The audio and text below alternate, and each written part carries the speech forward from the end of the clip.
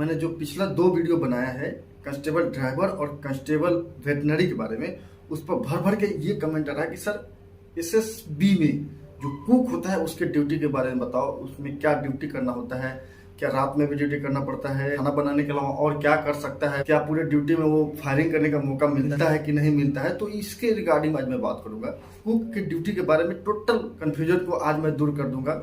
दोस्तों मैं एक बार रिक्वेस्ट करता हूं कि आप ये वीडियो पूरा देखिएगा, क्योंकि ये वीडियो अगर आधा अधूरा देखे तो आपको कुछ समझ में नहीं आएगा और आप कंफ्यूज हो जाएंगे कि क्या सच में ऐसा ही होता है या नहीं होता है। तो चलिए मैं वीडियो शुरू करता हूं। इससे पहले आपसे रिक्वेस्ट करता हूं कि अभी तक आपने मेरे चैनल को सब्सक्राइब नहीं किया तो नीचे लाल वाला सब्सक्राइब बटन दबा के चैनल को सब्सक्राइब कर लीजिए, साथ में बेल आइकन भी दबा दीजिए ताकि मैं वीडियो डालूं तो आपको नोटिफिकेशन मिलता रहे। दोस्तों अगर एसएससी जीडी रिलेटेड कोई भी क्यूरी आपके मन में हो तो नीचे कमेंट करके बेहिचक पूछ सकते हैं। बहुत सारे दोस्त हमसे मोबाइल नंबर मांग रहे हैं। देखिए, मोबाइल नंबर नहीं देने के पीछे कारण है कि मैं यहाँ पे ट्रेनिंग करने आया हूँ, मेरे को टाइम नहीं मिलता है, थोड़ा सा पढ़ाई कर रहा हूँ। तो मोबाइल नंबर अगर मैं दे दूंगा तो मैं दिन भर मोबाइल में ही बिजी रहूंगा, इसलिए मोबाइल नंबर। आपको कोई क्यूरी है तो मेरे हर एक वीडियो के डिस्क्रिप्शन से आप ईमेल आईडी निकालिए और ईमेल कर दीजिए। मैं ईमेल पर भी रिप्लाई देता हूँ। हालांकि आपने कमेंट कर दिया तो कमेंट पर भी मैं रिप्लाई दे दूंगा, ऐसे कोई शक की बात नहीं है। मैं हर एक कमेंट पर रिप्लाई देता हूँ। अगर मुझे बहुत सारे क्यूरी एक साथ आ जाते हैं तो मैं वीडियो बना के अपलोड कर। चलिए बिना टाइम वेस्ट किए मैं वीडियो शुरू कर। आपको पता है जितने दोस्त ने ये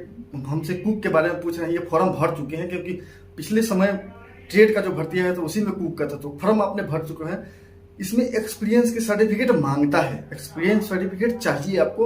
आपको किसी होटल से, आपका जो प्रेजेंट टाउन होगा वहां के होटल से बनवा के सबमिट करना पड़ता है। कम से कम 2 साल का पहले मांगता था, अभी 1 साल का शायद कर दिया है, नहीं तो 2 साल को आपके प्रोस्पेक्टस में लिखा होगा कितना दिन का एक्सपीरियंस चाहिए। अगली बात है कि क्या ये भी एसएससी जीडी वाली जो बोर्ड है, एसएससी बोर्ड वही लेती है ना, ये इंडिविजुअल होता है। देखिए, कुक की नहीं, सारे के सारे ट्रेड की भर्ती इंडिविजुअल कराती है। मान लीजिए एसएसबी को ट्रेड की जरूरत है तो अपनी एसएसबी ट्रेड की भर्ती निकालेगी और पूरी प्रक्रिया वही करेगी। बीएसएफ को जरूरत है तो इसी तरह सीआईएसएफ की जरूरत है तो सेम प्रक्रिया, मतलब एसएससी, बीएसएफ, आईटीबीपी, सीआरपीएफ, सारी की सारी फौज जो अपनी ट्रेड की आवश्यकता अनुसार भर्ती निकालती है और वो भर्ती प्रक्रिया लेती है। इसमें एग्जाम होता है तो एग्जाम आपको जो जीडी की एग्जाम होती है इसके साथ मैच नहीं रहेगा, वो अलग से एग्जाम लेती है। मान लीजिए एसएसबी को जरूरत है कुक की, चाहे कोई भी ट्रेड की, तो एसएसबी में ही एक बोर्ड बन जाता है कि ये पार्टी इतना ट्रेड पर्सन की भर्ती करेगी और ये ट्रेड पर्सन भर्ती करती है बजाते वो अपनी एग्जाम खुद लेती है, एग्जाम सेट भी करती है। तो इसमें ज्यादा पढ़ाई की जरूरत नहीं है, एग्जाम सेट एसएसबी वाले ही करते हैं ट्रेड के लिए, और वही एग्जाम ले लेते हैं आपसे। ग्राउंड में या चलन हो गया है कि आपको कहीं एक स्कूल ले लेगा, मतलब सेंटर बना देगा और वहां पे आपको कॉलिंग कर लेगा कि एग्जाम देने के लिए। पहले हम लोग ग्राउंड में, मैं खुद भर्ती प्रक्रिया के समय एग्जाम दिया था, मैं ग्राउंड में बैठ के एग्जाम दिया हूँ। मैं कहीं किसी सेंटर पर मुझे बुलावा नहीं गया था, मुझे बुलाया गया था ग्राउंड में बजाते 1600 लड़कों को एक साथ बैठा के एग्जाम लिया गया था एक सेंटर पर। अलग अलग सेंटर पर बहुत सारे हो सकते हैं।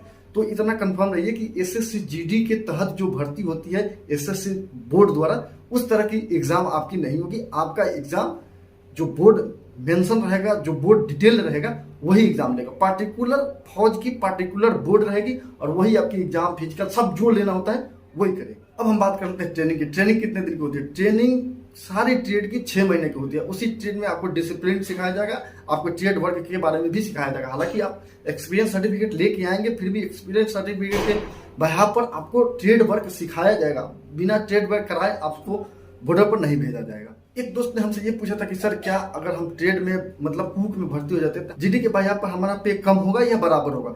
मैं फिर से बता दूं, पिछले वीडियो में बताया था, उसके पिछले वीडियो में बताया था, किसी भी ट्रेड का पैसा कम नहीं होता है। सारे ट्रेड का, चाहे जीडी पर्सन का, अगर साथ में भर्ती होते पे स्केल बराबर होता है। प्रमोशन होने के बाद थोड़ा सा वेरी करता है, लेकिन भर्ती के समय पे स्केल बराबर रहेगा। मान लीजिए अब 2022 में भर्ती होते हैं, 2022 में होने वाले जीडी के पर्सन का भी पे और आपका पे दोनों बराबर रहेगा, चाहे आप कुक में हैं चाहे वो जीडी में है, ये मैटर नहीं करता है। चलिए मेन ड्यूटी के बारे में हम बात करते हैं कि कुक का ड्यूटी क्या लगता है, क्या करता है, कितना आदमी के लिए खाना बनाना पड़ता है। देखिए, आप अगर कुक में भर्ती होते हैं तो आपसे कुक का ही काम लिया जाएगा, मतलब खाना बनाने का काम लिया जाएगा। अगर आप ड्राइवर के भर्ती होते हैं, जो ड्राइवर का काम है वही आपसे लिया जाएगा। तो हम आज कुक के बारे में बात करें तो कुक के बारे में बताते हैं। आपको सुबह से लेकर शाम तक 3 बार खाने बनाने की जरूरत पड़ेगी। सुबह ब्रेकफास्ट पीटी के समय तक 1 घंटे के समय में आपको ब्रेकफास्ट बनाना पड़ेगा। मान लीजिए पीटी अगर 5 बजे से है तो आपकी ड्यूटी 4:30 से शुरू हो जाएगी, क्योंकि पीटी खत्म होने का ब्रेकफास्ट के लिए आपको 10 मिनट या आधा घंटा 1 घंटा पहले ही जगना पड़ता है और अपने ड्यूटी पर लग जाना होता है। अब बहुत सारे दोस्त हमसे ये पूछेंगे सर कितना आदमी का खाना बनाने की पड़ता है। ये यूनिट के ऊपर, लोकेशन के ऊपर डिपेंड करता है। आप कहाँ पे हैं, आपका लोकेशन कहाँ है, वहाँ पे प्रेजेंट स्ट्रेंथ कितना है। मान लीजिए अगर किसी भी बटालियन में रहते हैं तो बटालियन में हालांकि होता 1172 है, कहीं भी किसी भी बटालियन में 1172 पर्सन होते हैं। फिजिकली देखा जाए तो एक बटालियन में ज्यादा से ज्यादा 200 से 250 लोग रहते हैं। और रही बात बाकी बाद में कहाँ चला जाता है, कंपनी वाइज बांट दिया जाता है। पूरे 1100 एक जगह नहीं होते, 1172 एक जगह नहीं होते। 1172 को टोटल 7 कंपनी में बांट दिया जाता है। जो अटैक में बटालियन में रहते हैं चाहे यूनिट में रहते हैं उनके लिए आपको खाना बनाना पड़ता है। पूरा 1100 का आदमी का खाना आपको नहीं बनाना पड़ता है, आपका 200 से 250 के बीच में ये वेरी करते रहेगा, उतना ही आदमी का खाना बनाना पड़ता है। और ये खाना आपको 3 टाइम, सुबह ब्रेकफास्ट के समय मतलब नाश्ते के समय, दोपहर में खाने का समय और रात के खाने का समय। रात का खाना मतलब आपका 3 बजे से ड्यूटी शुरू हो जाएगा, 5-6 बजे तक आप खाना बना के रेडी हो जाएंगे। दोपहर में 8 बजे शुरू होगा, 10-11 बजे तक मतलब खाना बना के खत्म हो जाएगा। सुबह ब्रेकफास्ट अगर 5 बजे से पीटी है, 4:30 या 4:45 बजे शुरू होगा, 6 बजे तक आपका खत्म हो जाएगा। इस हिसाब से आपको दिन भर में 3 बार आपको मेस में ड्यूटी करना पड़ेगा, मतलब खाना बनाने की ड्यूटी करना पड़ेगा। बाकी टाइम आप पूरे रेस्ट करेंगे। यहाँ पे मैं एक बात और क्लियर कर दूं, अगर आप बटालियन में एक साथ 4 या 5 कुक होते, क्योंकि जो छुट्टी जाने वाला था वही रिपोर्ट करता है, वो भी मेस में आएगा। जो छुट्टी जाने के लिए कंपनी से क्लोज हुआ है वो भी मेस में आएगा। टोटल मिला के 4-5 आप कुक होते हैं। साथ में जीडी के जवान आपको मिल जाएगा हेल्प करने के लिए। आपका काम सिर्फ खाना बनाने, खाना में स्वाद क्या रहेगा वो निकालना, खाने को मतलब अच्छी तरह से पकाना आपका ड्यूटी रहेगा। लेकिन हेल्प के लिए 4 या 5 जवान, जैसे 250 आदमी रहेगा बटालियन में रहेंगे तो 4 या 5 जवान आपको और मिल जाएगा। टोटल मिला के 10 आदमी रहेगा मतलब बटालियन में रहेंगे तो। लेकिन वही अगर किसी कंपनी में आपका एम्प्लॉयमेंट हो जाता है, कंपनी में कुक के नाम पर आप अकेले रहेंगे, लेकिन हेल्प करने के लिए कम से कम 5 जवान मौजूद रहेगा। और क्लियर कर दूं कि खाना बनाने का ही काम रहेगा आपका, बाहर से कोई सामान लाने का, ले जाने का, कहाँ खाना भेजना है, कहाँ से आदमी आया है, इसका मतलब आपको नहीं रहेगा। आपको बता दिया जाएगा कि 150 आदमी अभी है, एक बात बोल रहा हूँ है, तो 150 आदमी का आपको खाना बनाना पड़ेगा। उसके लिए आपको 4 या 5 जवान मौजूद रहेंगे। आप ये नहीं समझिए कि हम अकेले ड्यूटी करेंगे, हमको अकेले खाना बनाना पड़ेगा। टोटल कंपनी में रहते हैं तो 6 आदमी लगभग आप खाना बनाने के लिए रहेंगे। वो स्ट्रेंथ अगर 20 का भी है तब भी 4 या 5 आदमी रहेगा। वो स्ट्रेंथ अगर 150 है तभी 6 आदमी कम से कम आपके साथ रहेगा, मतलब खाना बनाने के लिए। आपका काम रहेगा खाने में स्वाद निकालना, टेस्टी खाना बनाना। बाकी काम हेल्प करने के लिए बहुत सारे 5-6 आदमी आपको मिल जाए। एक दोस्त हमसे ये भी पूछ रहे थे कि सर अगर मैं कुक में भर्ती हो जाते हैं तो क्या मेरा रात में भी ड्यूटी लगता है क्या? मैं फिर से क्लियर कर दूं, आपका ड्यूटी खाना बनाने के लिए ही होगा। चाहे आप रात में कर रहे हैं, दिन में कर रहे हैं, रात में कभी कभार आपको ड्यूटी करना पड़ सकता है, वो भी ड्यूटी आपको खाना बनाने का, क्योंकि अगर कभी कभी मूवमेंट होता है तो रात को 10-11 बजे आदमी आता है, ड्यूटी करना पड़ सकता है एक्स्ट्रा करके। लेकिन आपको नाइट ड्यूटी के रूप में जो बॉर्डर पे ड्यूटी लगती है, चाहे कैंप में सिक्योरिटी ड्यूटी लगती है, उसके लिए आपको ड्यूटी नहीं लगेगा।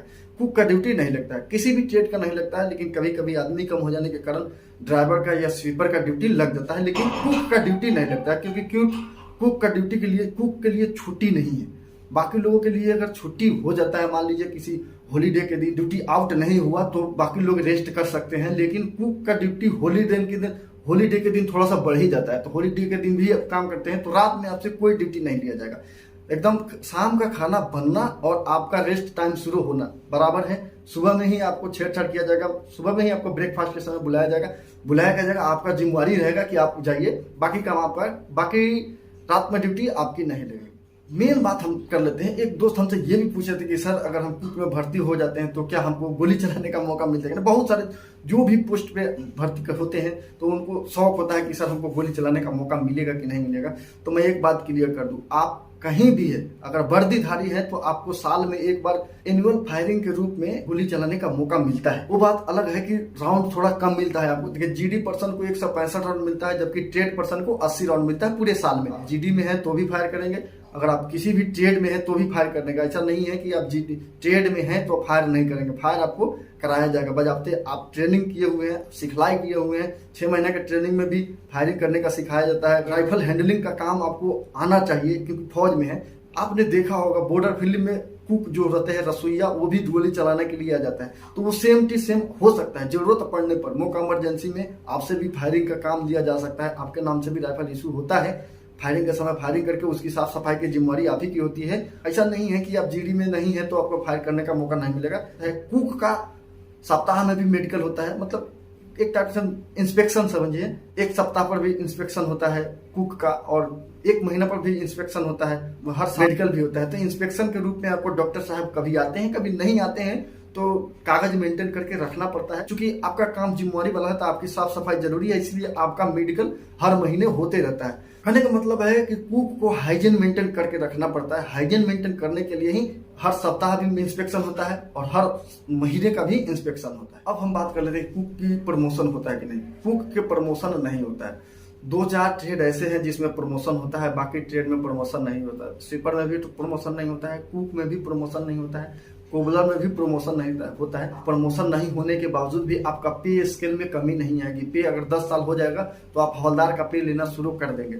10 साल के बाद जो 20 साल, मतलब जो प्रमोशन के समय आता है वो आपका पे में प्रमोशन तो होगा लेकिन आपको रैंक नहीं मिलेगा, बाकी पैसा में प्रमोशन आपका होते रहेगा। हाँ, एक बात और मैं यहाँ क्लियर कर दूं कि आपका मतलब जो डिपार्टमेंटल प्रमोशन होता है वो नहीं होगा, लेकिन आप एग्जाम दे के प्रमोट हो सकते हैं। जो SILDC का आता है वो आप डायरेक्ट मतलब कुक से SI बन सकते हैं। NOC लेके अगर बाहर से देके आप GD में आ सकते हैं। इस तरह का आपको जो डिपार्टमेंटल एग्जाम होता है, डिपार्टमेंटल एग्जाम लेके प्रमोशन हो सकते हैं, लेकिन जो डिपार्टमेंटल प्रमोशन होता है वो प्रमोशन आपको नहीं मिलेगा। क्योंकि ट्रेड में समय ज्यादा मिलता है तो आप कोशिश कर सकते हैं कि हम बाहर से पढ़ाई करके और बाहरी एग्जाम निकाल के प्रमोट हो जाए, इस तरह का आप कर सकते हैं। इसके अलावा जो भी टॉपिक छूट रहा है आप नीचे कमेंट कर दीजिए कि मैं कोशिश करूंगा रिप्लाई कर देने का। अगर ज्यादा क्यूरी आएगा, अगर वीडियो बनाने की जरूरत होगी तो मैं वीडियो बना के डाल दूंगा। मैं उम्मीद करता हूं कि कुक के रिगार्डिंग जितना भी क्वेश्चन आपके मन में था, जितना भी डाउट आपके मन में था, सबके सब डाउट क्लियर हो गया होगा। मैं फिर से रिक्वेस्ट करता हूं कि अभी तक आपने मेरे चैनल को सब्सक्राइब नहीं किया तो नीचे लाल वाला सब्सक्राइब बटन दबा के चैनल को सब्सक्राइब कर लीजिए, साथ में बेल आइकन भी दबा दीजिए ताकि मैं वीडियो डालूं तो आपको नोटिफिकेशन मिलता रहे। चलिए फिर मिलते हैं अगले वीडियो में, तब तक के लिए नमस्कार, बाय बाय, जय हिंद।